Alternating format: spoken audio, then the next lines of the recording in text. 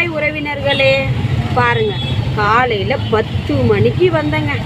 10 மணிக்கு வந்து இப்போ மணி என்ன ஆகுது? 7:30 மணி இருக்கும். 7:30 மணியா? இருங்க பார்த்துட்டு சொல்கிறேன். மணி 7:49. இந்த நேரத்துக்கு டைம் ஆயிடுச்சு. நான் ஓட்டினது எவ்வளோ தெரியுமா? ஒன்லி 200 ரூபாய். இதை வைத்து கொண்டு என் குடும்பத்தை எப்படி நடத்துவேன்? இந்த 200 ரூபாய் வச்சுக்கிட்டு என் பையனை பேம்பஸ் வாங்குவானா, இல்லை நான் போய் சாப்பிடுவேனா, இல்லை வண்டி கடன்காரனுக்கு கடன் கொடுப்பேனா?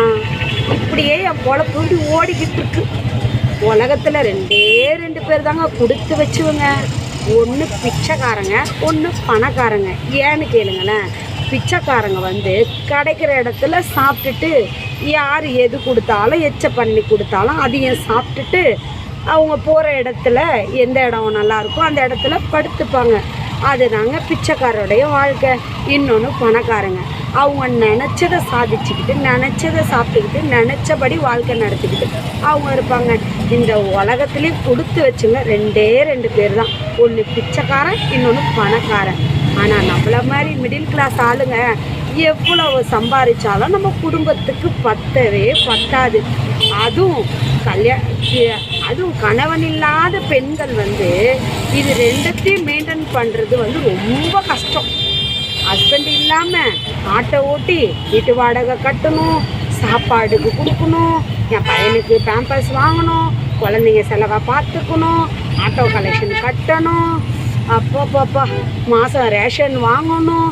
இந்த மாதிரி இருந்தால் நம்ம எப்படி இந்த வாழ்க்கையில் முன்னேறது? நம்ம எப்படி சேர்த்து வைக்கிறது? எங்கே சேர்த்து வைக்க பணம் இருந்தால் தானே சேர்த்து வைப்பாங்க. அதான் பணமே இல்லையே. வரவெல்லாம் இப்படியே செலவாகி போயிடுச்சுன்னா எங்கேருந்து சேர்க்குறது? நம்ம காலத்துக்கு மிடில் கிளாஸுன்றவங்க காலத்துக்கு மிடில் கிளாஸ் தான். அவங்க முன்னேறி கூட வரவே முடியாது. அன்னாடங்காட்சி போல் நம்ம சம்பாதிக்கிறத அன்னன்னைக்கு செலவு பண்ணிவிட்டு அன்னன்னைய தேவைகளுக்கு நமக்கு என்னவோ அதை சரி பண்ணிக்கிட்டு தான் மிடில் கிளாஸ் ஃபேமிலி. ரொம்ப கஷ்டங்க இந்த உலகத்தில். அது ஒரு பெண்ணாக பிறந்து எவ்வளோ கஷ்டத்தையும் தாங்கணுமா?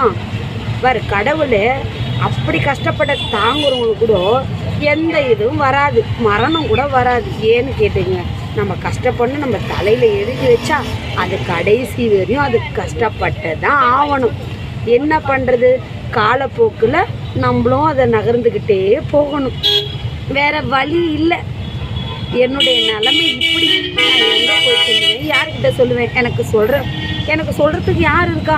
நான் சொல்கிறதுக்கு ஒரே ஒரு யாருன்னா நீங்கள் தான் கேட்கணும்.